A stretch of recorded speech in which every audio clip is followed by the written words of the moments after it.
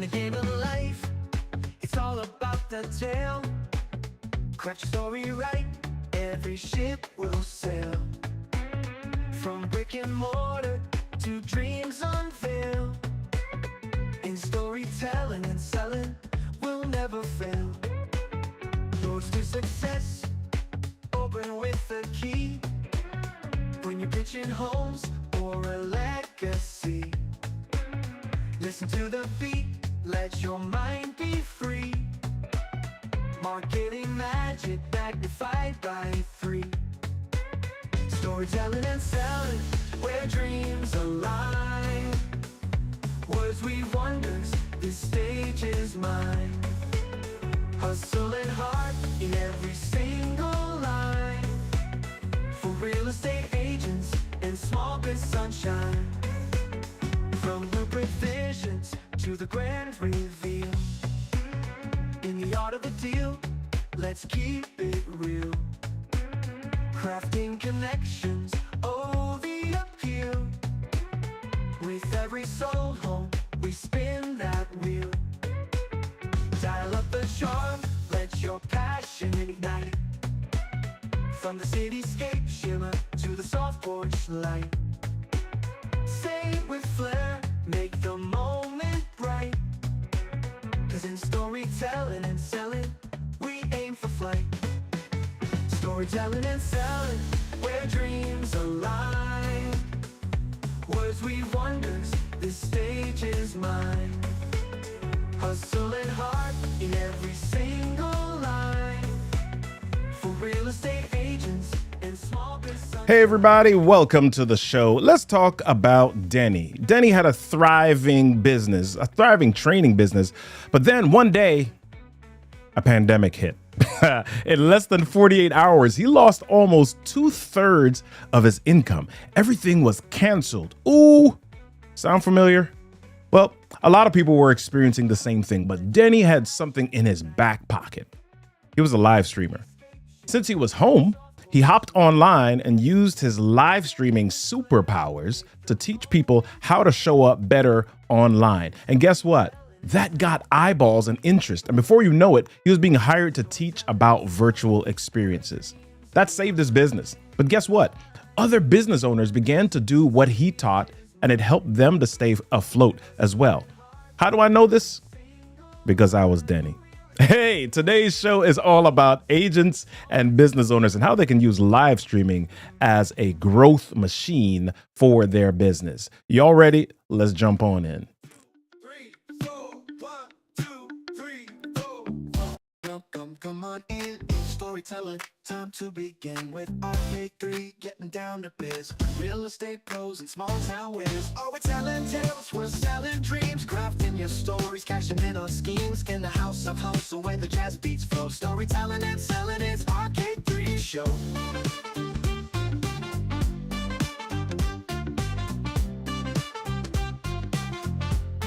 Hey, my friends, welcome to the Storytelling and Selling podcast. This is episode number 10. I'm your host, Robert Kennedy III, RK3. That's me, and I'm so glad that you're into space. Hey, in case you haven't heard, the whole idea of storytelling and selling is to support real estate pros and small business owners in their quest to unlock their sales superpower. I believe that your superpower is rooted in storytelling, so become a better storyteller. Become a better seller. It's all about connection. And when you connect, you're more likely to do business. And speaking of connection, our sponsor for this episode is Ecamm. Yes, Ecamm is the leading live streaming and video production studio built for Mac. You want to look better while presenting or in your meetings? Ecamm provides a simple to use, easy to learn interface that upgrades your quality from meh to magnificent. Ready to show the world that you're serious about creating quality content that captures leads? Then hop on over to Ecamm. Click on the link in our show notes or in the comments. Go to ecamm.com/RK3 and let them know that I sent you. Elevate your video presence with ease. Use Ecamm. As a segment of our show, we talk about what we call irrelevant revelations, where I share a quick nugget or a news item in real estate, small biz, tech, and storytelling. So let's jump on in to our first relevant revelation. Hey, you've got some stuff that's coming on up, the rise of filming locations. What are we talking about? Well, there's a fascinating trend in the real estate world for 2024, and that's the rise of filming locations and unique venues. So, with the increasing number of content creators on platforms like YouTube and TikTok, there's a demand for distinctive spaces that can be used as filming locations. So, unlike traditional Airbnb rentals, these venues typically cater to the specific needs of film crews, and they offer features like ample parking, fewer permit requirements, and unique looking areas. And so this highlights a trend or a shift from serving large production companies to accommodating individual content creators that are looking for unique backdrops for their content. And this is from uniqueglimpse.com. According to Social Insider, Reels are the biggest trend in small business. They achieve higher engagement than posts or stories. For how long? I don't know. We'll see. But right now, Reels are still hot. Let's go to this third one. Are your skies blue? Many users are leaving Twitter X, or whatever we want to call it, for a new social platform called Blue Sky. Users might also be turning to Blue Sky because it has a similar look and feel to the old Twitter or to X. It operates both as a website and an app, and it also has a list feature that allows you to add a collection of accounts into one group, and then you can make bulk decisions like blocking, muting, or following. Threads, anybody? Yeah. All right. That's from cbsnews.com. And our last segment, our last relevant revelation is personalizing your communications. You want to talk to your audience, personalize the conversation as much as possible. Use names. Use the word you. Use the description of the group you're talking to. This helps to grab or to draw attention and hyper personalize your communication. Check out the article in the show notes, weareaura.com. Let me know. What are your thoughts about these relevant revelations? Leave a comment on the YouTube channel and let us know. If you follow the podcast on Apple Podcast or Spotify, I'll share the links for this information in the show notes. And lastly, I believe that storytelling is the most powerful form of communication. And so I believe that one of the best ways to grow your business is through public speaking. So be on the lookout for our upcoming web series on 5 ways to grow your business with public speaking. Head on over to story2salesmastermind.com. Story2salesmastermind.com. Let us know that you're interested and we'll send you that information. All right, let's jump on in with our guest for today. Today, we are joined by the one, the only Ross Brand, the world's top expert in live streaming and digital media. According to my buddy ChatGPT, for those who are in the know, he's like the Tony Stark of video, tech savvy, innovative, and always a step ahead. So we're going to dive into the magic of live streaming with this content king. So here are a few things that you need to know about Ross. He's a live streaming pioneer. Before live video was cool, Ross was already making waves and turning viewers into customers. He's an author extraordinaire. His book, 100 Predictions for Live Streaming and Digital Media, is a must read for anyone looking to dominate online. He's a podcast pro. Ross has interviewed some of the biggest names in the industry, delivering gold for entrepreneurs and small businesses. Brands trust him to amplify their authority and drive sales through live streaming. And he's also a media maestro. From his radio roots to being a digital trailblazer, Ross knows how to capture an audience like nobody else. Come on, let's get into it with Ross Brand, our live stream lieutenant. What's going on, dude? What an intro. Oh my God. I want the version of ChatGPT you're using. Yeah, it's the latest. It's the RK3 version. I don't know. Well, thanks for having me, Robert. I love your show. I love what you're doing. And I was so honored to be invited to come on with you and talk about live streaming and digital media. Well, what you do definitely worked because you got my attention just seeing what you do on LinkedIn and some of the other platforms that you frequent. So let's jump on in, man. Let's talk about this whole live streaming thing. I mean, some people think it came about or became in vogue during the pandemic, but tell me a little bit about what live streaming was before everybody had to be home and online. Right. So, I mean, basically, it started out as live video being streamed to social media and dedicated video online platforms. So that's how it started out. And I got my start on Blab, where a lot of people did. It was Mm. an app that didn't last long, but it had a big impact because it combined the ability to host talk shows on video with guests. It was super easy. It was integrated with Twitter, which was, in its prime at that time. Yeah. And then also it had a lot of community features. So my network just changed overnight to people who were in this space and doing shows and doing all sorts of online work. And that experience is kind of what launched me. It launched a lot of other people, but that goes back to prior to Facebook Live. And Facebook Yeah. Live was the first big one to come online. There was Periscope before that, but that was like a one to many kind of thing. But then Facebook Live came along, and people started using either third party tools or other means besides just natively going live on the platforms like Facebook to bring in guests and set up the kind of shows that we take for granted we can do now. But in 2015, 2016, 2017, that was still like a new thing, being able Yeah. to do talk shows with guests. And then, you mentioned the pandemic, and to me, that was sort of live streaming's finest moment, Mm. because it was a lifeline to people in business who, couldn't get the foot traffic into their stores anymore, or they couldn't meet with people in person. And, people did some really interesting and creative things with it, and it kept their business alive. And in some cases, they found a new line of business that they could Yeah. do remotely.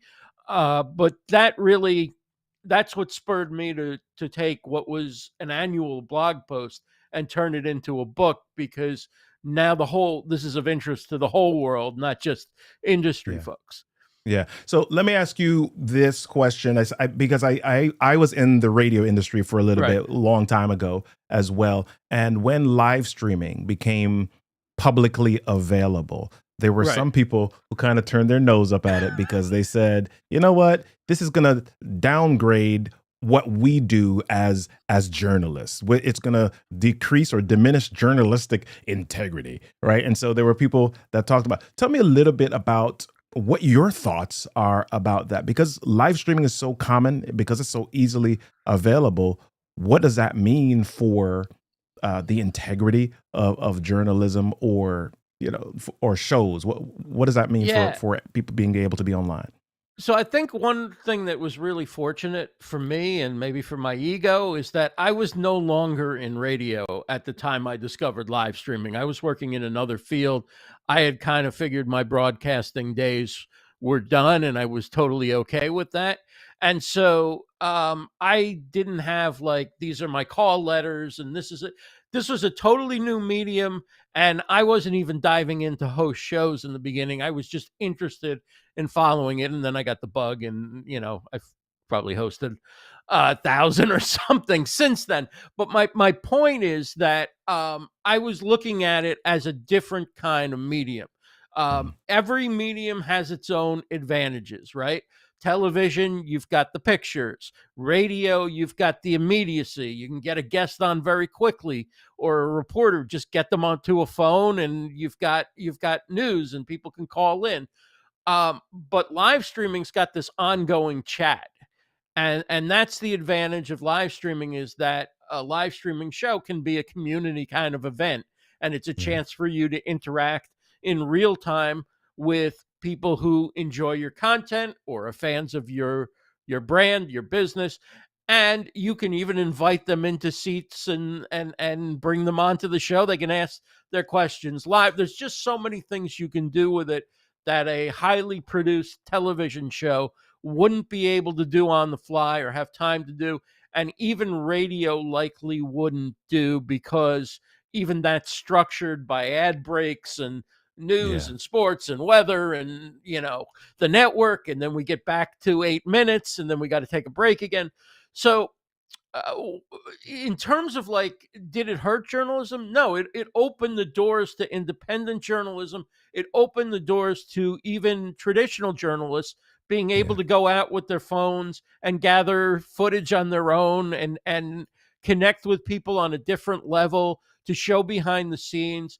I think radio's idea in the beginning was, what we do with video is we put a camera up in the corner and we do like a simulcast, and everybody ignores the camera and you get to look in.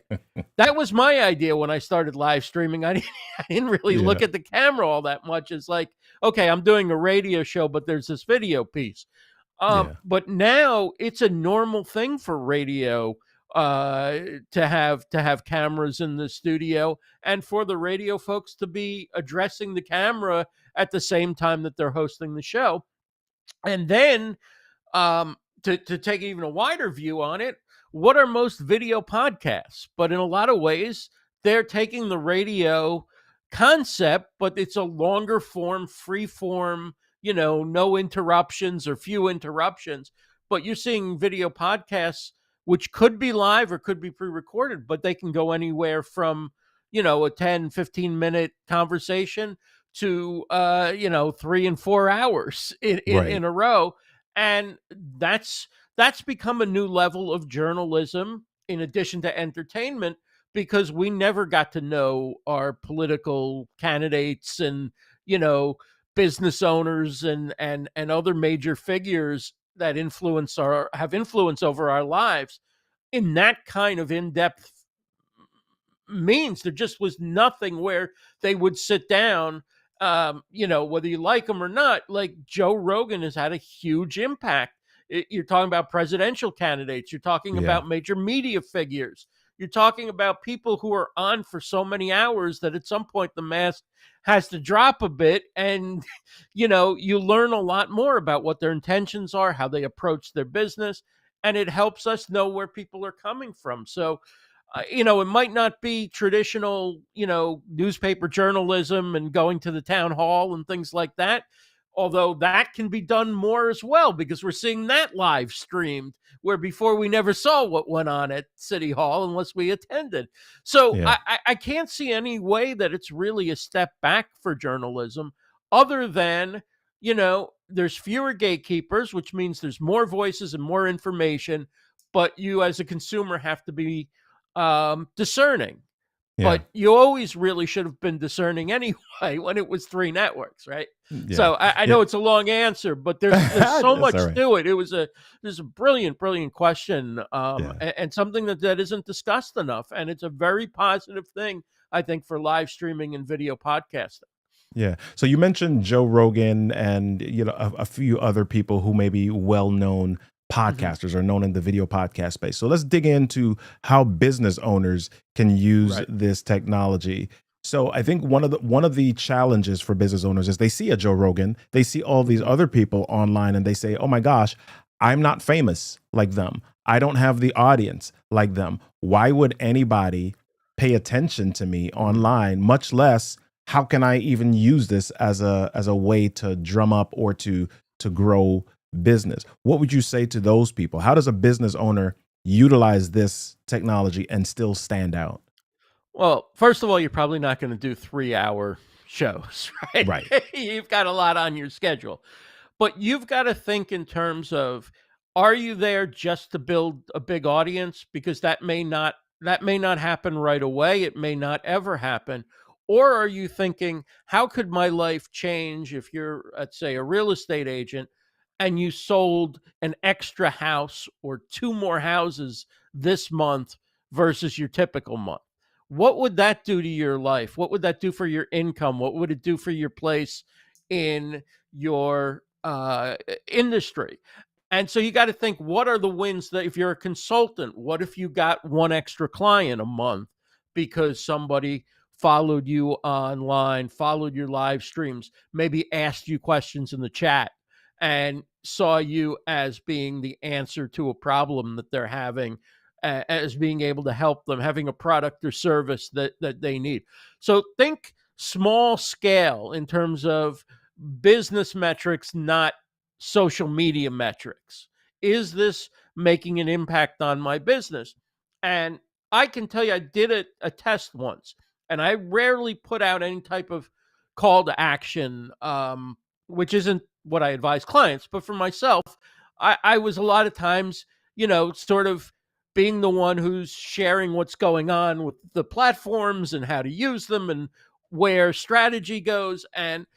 Um, and so I've had shows where I've had thousands of live viewers, right? Right. I went on live on a Facebook page that has nothing to do with live streaming or social media, and have very little following or activity. And I put out a very specific call to action for people to write me if they want to set up a meeting about XYZ. I had 10 live viewers, but I had 3 meetings. Okay. So having the right call to action and addressing a problem, which I was addressing something that affected people in a certain industry's careers and how they could overcome that challenge, and I had a solution for that, was very specific, and it wasn't going to get me many eyeballs, but the people who did watch and did find it interesting reached out to me.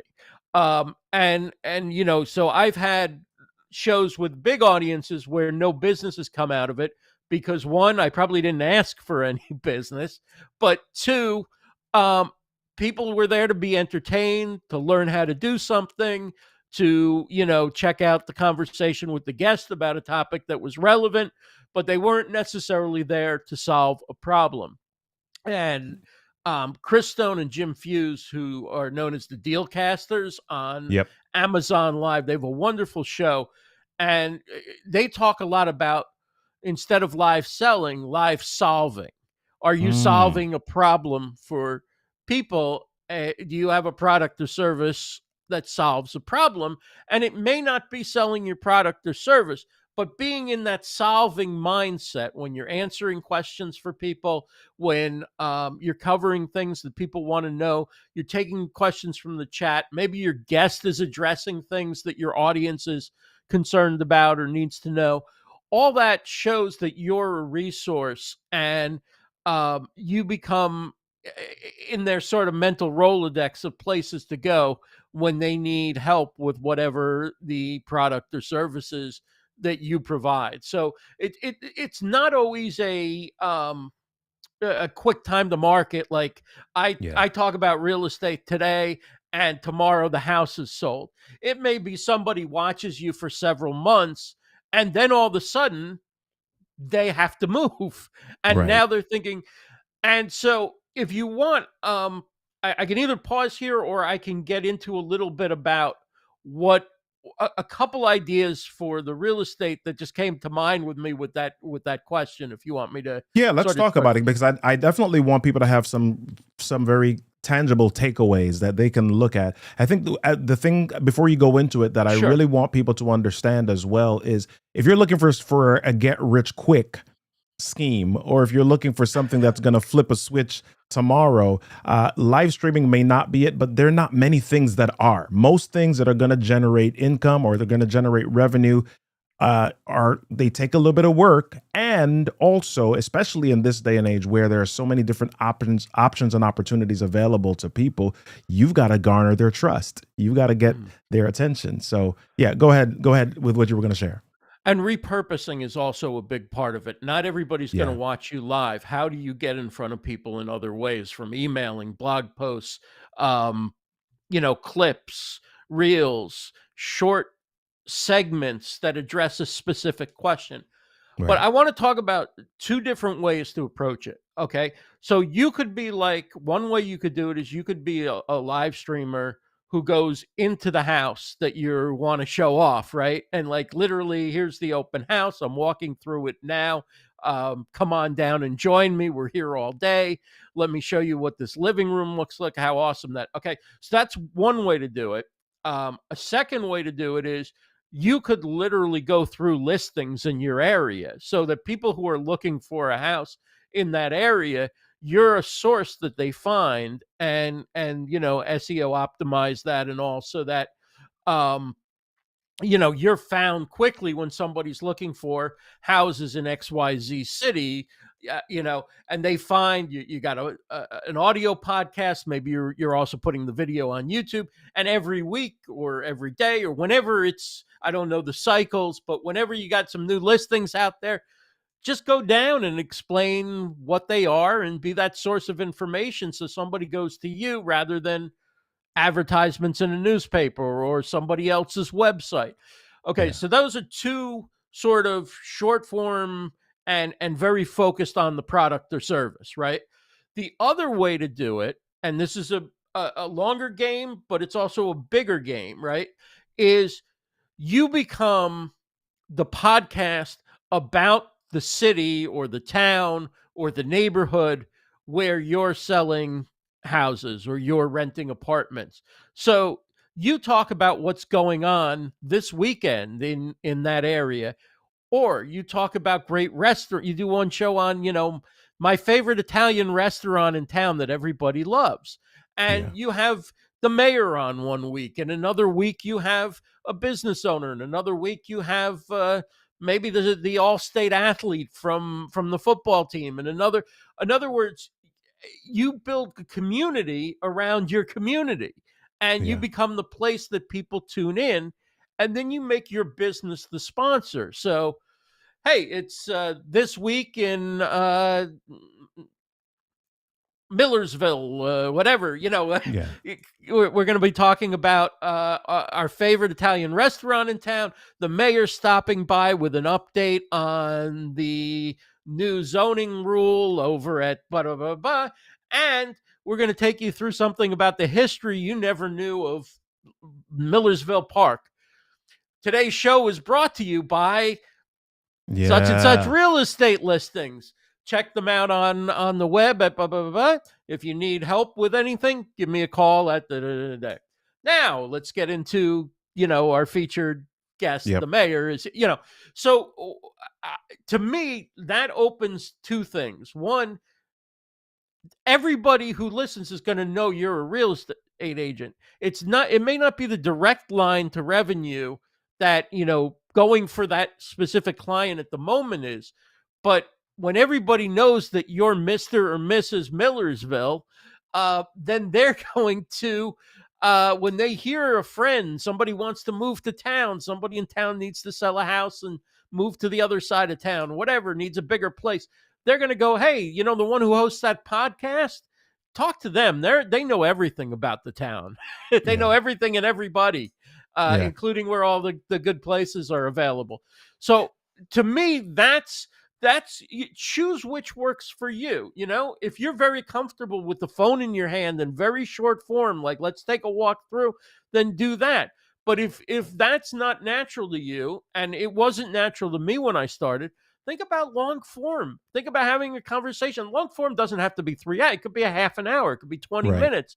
But each week you talk about something or several different things related to your community. So people are coming by even when they don't need a house or they don't need to move or they don't need to sell.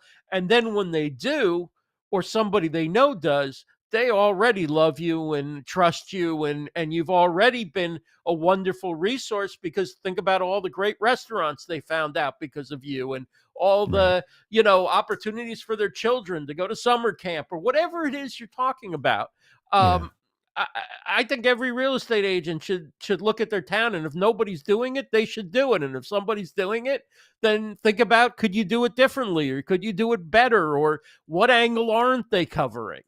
Right. You could do nothing but sports related to the town. You could do nothing but dining and entertainment, or clubs and churches and rec leagues, whatever you wanted, whatever's going on. There's somebody who could cover that, and there'd be an audience that's interested in that from that town, who are going to eventually one day be the people who need to buy or sell a house in that town. I love it. I think one of the things, the takeaways that I had just now Mhm. that I hope everybody got was, it doesn't have to be a produced show like this. Right. You're probably watching this podcast, the Storytelling and Selling. You see me and Ross, and you see the different scenes going back and forth, and you see all of these different things, different cameras, microphones. You're like, oh my gosh, I don't have time to set up all of that. Ross said, listen, grab this thing right here, right, and just start moving around. But I love the other part of what he said, of what you said. It wasn't that you weren't saying, I've got to come up with some great information or some mind blowing stuff. You're Right. talking about having conversations and talking about stuff that you might be talking about anyway, right? Act like you're talking with a friend, but this camera now is just allowing you to share it with a greater group of friends that Right. you might Right. just want to exchange information with. Wherever you live, there's an author, there's a musician, there's a small business owner, there's somebody who owns a restaurant or a catering. Like there's and all of them have friends and family and so forth. And so, over time you're going to build up interest, and people are going to say, what is who's he or she talking to this week? I Yeah. don't want to miss that. This I mean, I'm getting so excited about this idea. I'm thinking I might do it and see who needs live streaming services or video Yeah. podcast production in I my love it. hometown. But that's I think, any of those are there's no right or wrong. Like you mentioned, reels and shorts and TikToks and things. If that's your thing, go for it. Don't you don't have to do a half an hour show. These are Yeah. just different possibilities. Connect to what you feel comfortable with and what an audience would resonate with. Yeah. Or you could do a hybrid where, you're doing short form, but maybe you're more comfortable, like I am. I'm more comfortable sitting in front of a microphone and delivering a computer than I am mobile, although I've gotten used to it over the years. So you could do a news type update of a couple of minutes with the latest things going on in your industry, or the latest products and services available. If it's real estate, what are the listings, what's available in Yeah. your area, and do it that way. So there's so many different ways to approach it. And not let me just say one other thing, Robert. Not everything has to be live. um Right. Okay. if scheduling is difficult and you don't want to worry about, any sort of pre-promotion or anything like that, you could just as easily record a show like this, upload it to YouTube. You could premiere it if you want to have a chat audience, but you could just as easily upload it, distribute it as a podcast, and promote it, and you could do well with that. I mean, live streaming, obviously the benefit is there's an active chat and they could ask you questions and you could solve something or help somebody, and then you've built a little bit of a relationship already with your audience. But don't think that you have to go live if that's the challenge. Yeah. So we're landing the plane now. We only have a certain amount of time for this show, people, because Robert's got to eat his lunch too, and I think Ross might. Let's land here, Ross. If you had somebody who did not know anything about live streaming, but they're like, man, I don't want to miss this opportunity. I want to use this not just for real estate, but any small business. I want to grow and maybe increase my sales using this medium. Quickly, what are the 2 quick steps that you would recommend that they take first? I'd say think about a show, think Mhm. about a show title, think about, sort of a time and a place and destination that when you're gonna record it. Think about, are you gonna go live? If you're gonna go live, maybe have it on a regular schedule in the beginning, just so that you keep doing it, and so that those people who become an audience start getting the muscle memory of showing up. But I would say really it all comes down to find a simple equipment, set up a webcam, set up an external microphone. Can be an inexpensive one, but something that sounds better than going through your computer's built-in microphone or your webcam microphone. Don't be afraid to have it kind of close to you. Sound good before you look good, because the value is going to be in the audio more than the Yeah. video. It's in what you're saying. And don't be afraid to practice a little bit in the beginning. Do a couple on your personal profile on Facebook for your friends and family. Don't even talk about your business or real estate. and just get comfortable and know where the off button is when you're done. I mean, I remember my first Periscope. I'm like, how do I get out of here now? Where do I right? So, you can practice a little bit, but ultimately just make a commitment to maybe doing it for 12 weeks or something, 4 weeks, 6 weeks, 8 weeks, 12 weeks, something in that range. Don't judge it by the first one. The first one might not be super comfortable, but over time, I think you'll see, is this right for you? And if it isn't, then think about, is it the format? Maybe, is it the medium? Is it the topic? And then there's a lot with audio and video you can play with to find the right thing for you. Love it. Ross, thank you so much, everybody. Check out Ross at livestreamuniverse.com or his Substack site, rossbrand.substack.com. This has been a phenomenal show. I hope you were able to connect with today's stream of consciousness. Well, it was probably a bit more intentional than that. But if it did not connect with you, if you're not sure where you connected, or if there was so much that was good that you connected with, go back and hit that replay button. Better yet, grab a notepad and listen at half speed. we are in a different time, a time where you must be seen in order to sell. I know. It can be overwhelming and may feel like a lot, but here's the beauty. You can just be you, except with a camera and a mic. You can be you with a story, and that story may help you make a sale.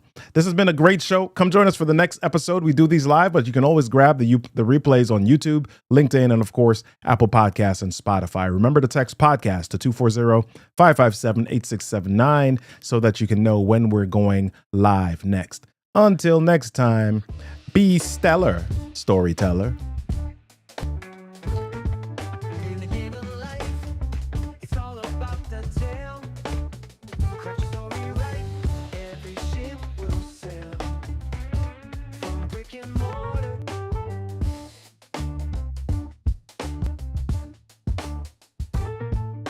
step into the beat where the deals are made.